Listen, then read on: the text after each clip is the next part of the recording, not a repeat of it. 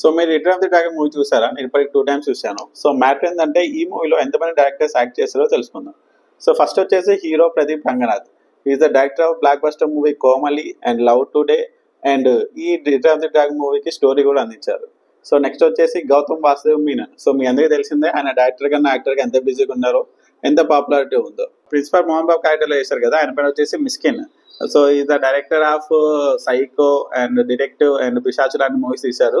And movies కూడా బాగుంటాయి, ఒకసారి చూసేయండి. నెక్స్ట్ వచ్చేసి హీరోయిన్ ఫాదర్ రోల్ లో చేశారు కదా, ఆయన పేరు వచ్చేసి K S Ravikumar. Is the most successful commercial director in Kollywood.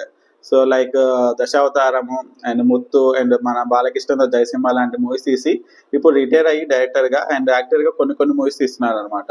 ఇంకా ఫైనల్ గా వచ్చేసి ఈ మూవీ డైరెక్టర్ అశ్వథ్ మారిముత్తు మీకు సినిమాలో ఒక రోల్ లో కనిపిస్తారు. అదేంటంటే గౌతమ్ రోల్.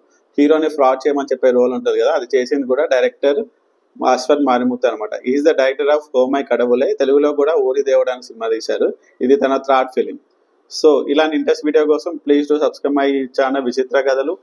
ఫాలో చేస్తూ ఉండండి, సబ్స్క్రైబ్ చేస్తూ ఉండండి. నెక్స్ట్ వీడియోలో మళ్ళీ కలుద్దాం. Keep watching. Bye bye.